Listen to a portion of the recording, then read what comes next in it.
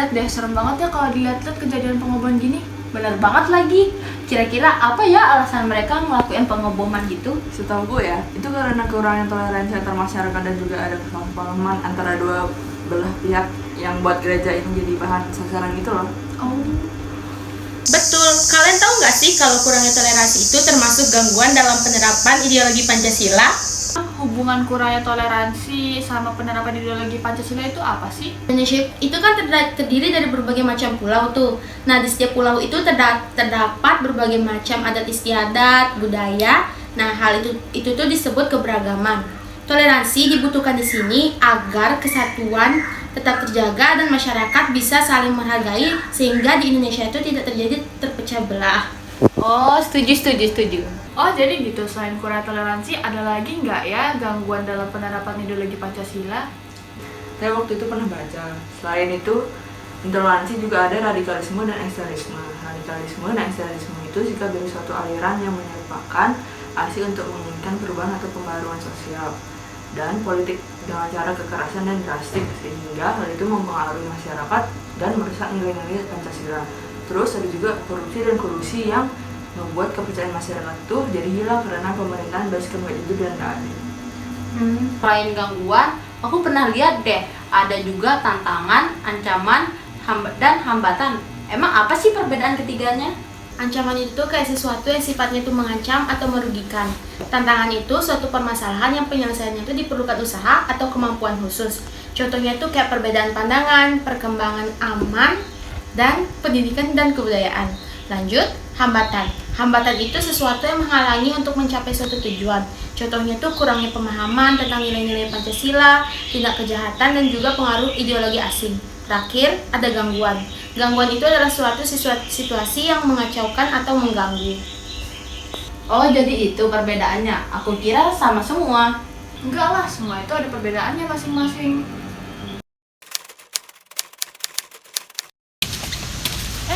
Kamu udah siap belum buat ngebersihin sinar dekat sana? Udah, tapi saya mau ajak 2 teman saya dulu ya, biar dia ngebantu kita juga.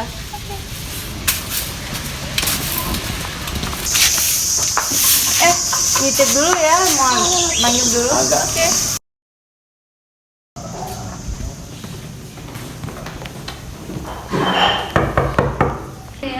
Masuk. Siang guys. Ternyata kalian pada ngumpul di sini ya? Iya nih, mumpung hari Minggu.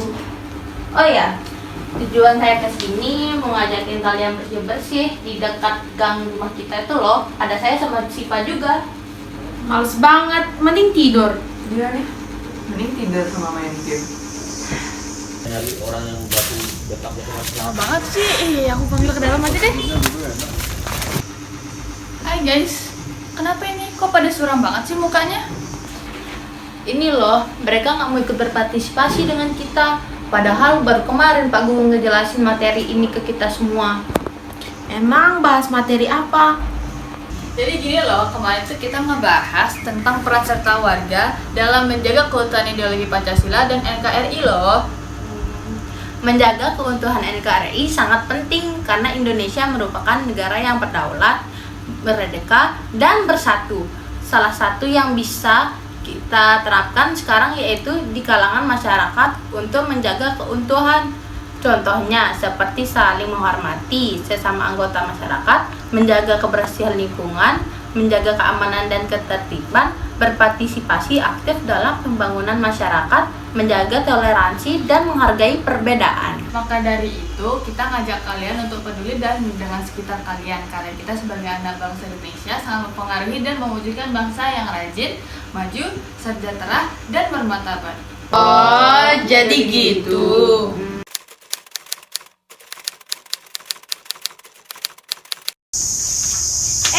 Kalian dapat buku yang mana? Aku sih dapat buku bahas bentuk negara ya. Oh, kalau aku sih tentang negara yang dikelompokkan menjadi 3 golongan. Kalau aku sih tentang bentuk pemerintahan. Aku membahas tentang sistem pemerintahan.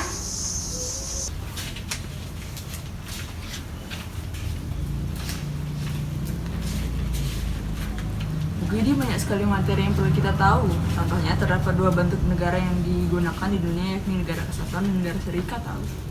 Jadi Indonesia ini negara kesatuan ya? Iya, Indonesia adalah negara kesatuan yang sering disebut dengan Negara Kesatuan Republik Indonesia (NKRI).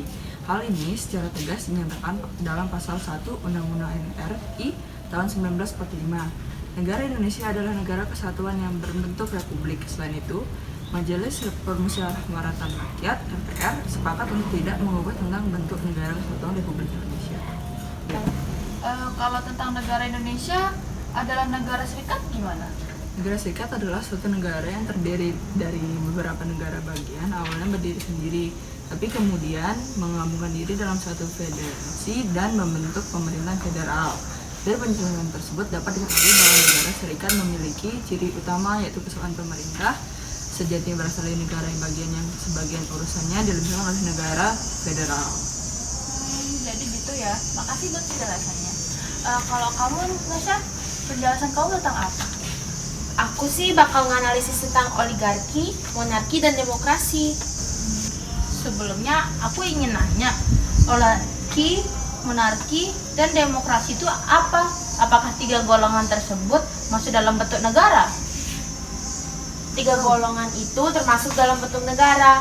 Oligarki itu adalah negara dengan bentuk yang pemerintahannya berasal dari kelompok feodal. Terus kalau monarki itu adalah negara yang bentuk pemerintahannya itu hanya dilakukan oleh satu orang. Sementara demokrasi adalah bentuk negara yang pemerintahannya sepenuhnya berada di tangan rakyat. Oh, paham. Terima kasih ya udah jelasin. Sama-sama. Guys, tahukah kalian apa saja bentuk pemerintahan yang dijalankan oleh negara-negara di dunia? Nggak tahu. Tahu. Ya. Jadi bentuk pemerintahan yang dihasilkan adalah republik.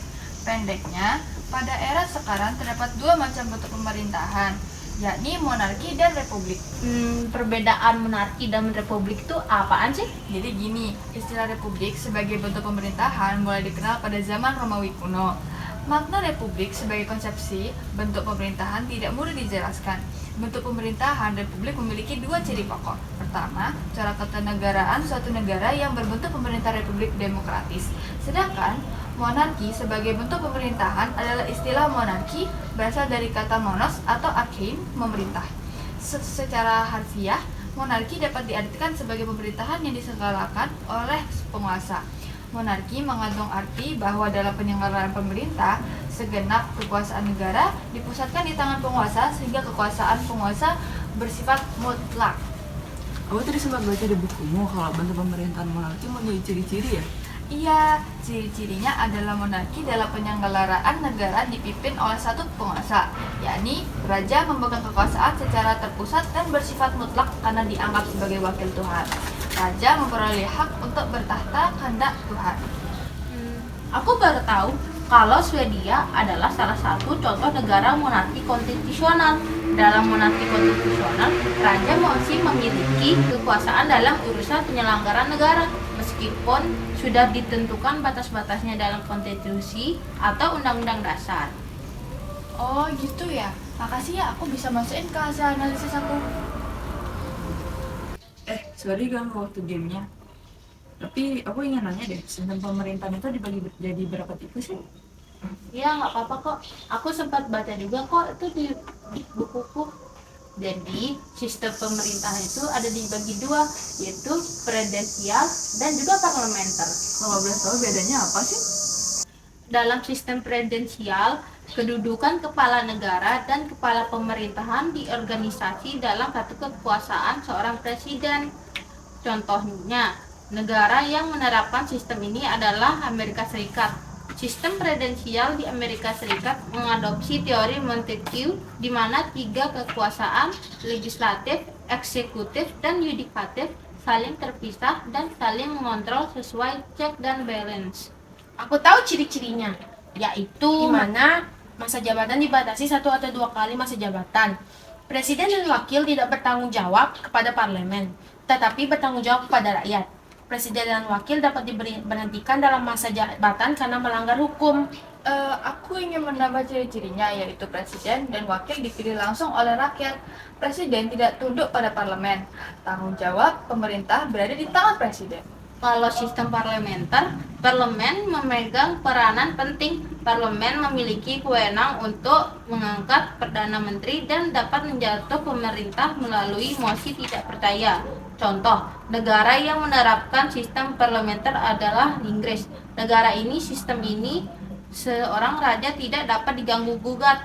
Ketika terjadi perselisihan antara raja dan rakyat, menterilah yang menyelesaikannya. Ciri-cirinya raja atau ratu atau presiden sebagai kepala negara. Kepala negara tidak sekaligus sebagai kepala pemerintahan. Kepala pemerintahan adalah perdana menteri, sedangkan kepala negara hanya simbol. Eksekutif bertanggung jawab pada legislatif. Benar nggak? Yap, benar sekali.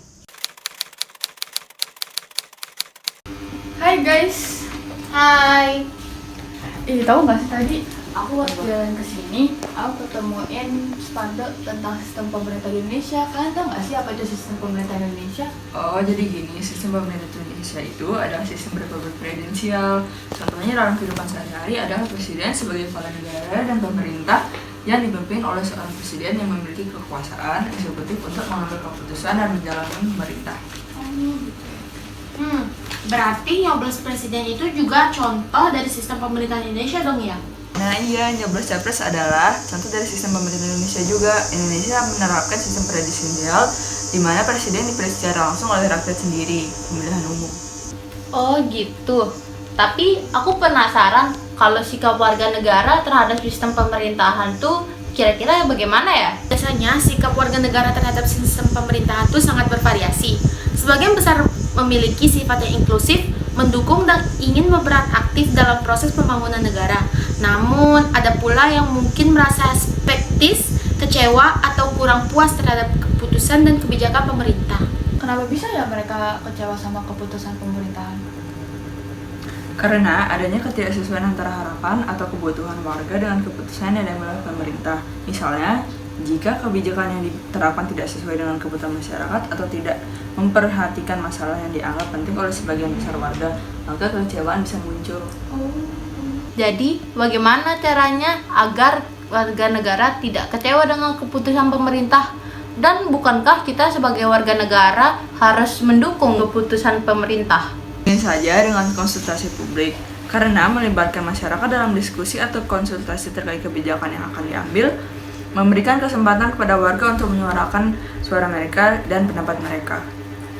Pemerintah juga harus memperkuat keterlibatan masyarakat dalam proses kebijakan agar dapat membantu mengurangi kekecewaan karena warga merasa lebih didengar dan memiliki pengaruh dalam pembentukan kebijakan yang akan mempengaruhi kehidupan mereka. Tetapi terkadang suara kita sulit didengar oleh pemerintah, terutama di daerah-daerah pinggiran. Akses untuk menyuarakan pendapat sangat terbatas. Jadi, bagaimana kita bisa membantu mereka yang suaranya sulit didengar? Mungkin dengan cara memanfaatkan teknologi seperti media sosial atau platform daring untuk menyuarakan suara mereka. Berkontribusi dan juga dengan lebih aktif dalam forum-forum diskusi publik atau penggalangan dukungan untuk inisiatif bersama. Oh, jadi begitu. Berarti kesimpulannya, sikap kita sebagai warga negara sangat penting dalam memberikan dukungan kepada pemerintah, namun juga memberikan kritik yang membangun melalui cara dengan bertanggung jawab dan konstruktif. Benar kan? Yap, benar sekali.